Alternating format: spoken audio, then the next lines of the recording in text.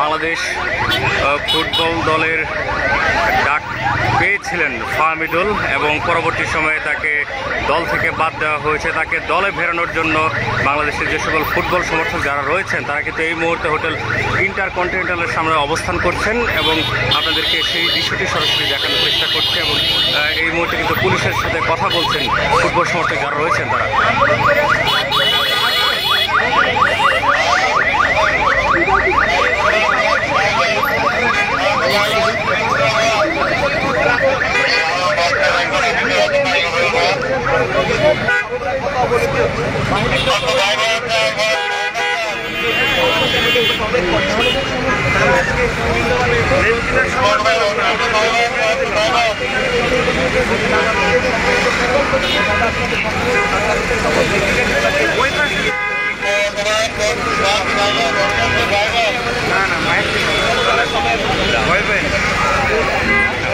আমরা এখানে খুব শান্তিপূর্ণ আন্দোলন করতে চাই। পারবে না না আমরা আপনাদের সহযোগিতা কামনা করছি।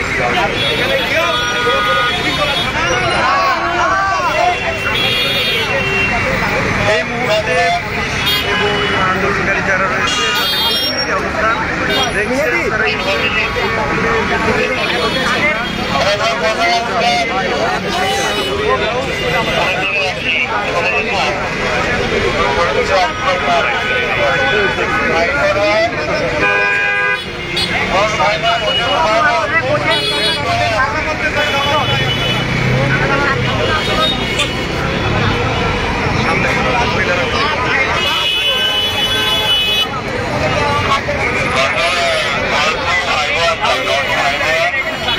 দর্শক আপনাদেরকে সরাসরি দেখানোর চেষ্টা করছে এই মুহূর্তে ফুটবল সমর্থক যারা রয়েছেন তারা কিন্তু পুলিশের মুখোমুখি অবস্থান করছেন। বাংলাদেশের জাতীয় ফুটবল দলে ডাক পাওয়া ফাহমিদুলকে পরবর্তী সময়ে জাতীয় দল থেকে বাদ দেওয়া হয়েছে। তাকে দলে ফেরানোর জন্যই ফুটবল সমর্থকরা আজকে তাদের যে অবস্থান কর্মসূচি সেটি করছেন এবং আমরা দেখছি এই মুহূর্তে হোটেল ইন্টারকন্টিনেন্টালের সামনে তারা অবস্থান করছেন। অর্থাৎ যে সড়ক দিয়ে প্রধান উপদেষ্টার কার্যালয়ে যাওয়া হয় সেই ভিআইপি সড়কে কিন্তু এই মুহূর্তে পুলিশের মুখোমুখি অবস্থান করছেন সমর্থকরা এবং সেই চিত্রটি আপনাদেরকে সরাসরি দেখানোর চেষ্টা করছি।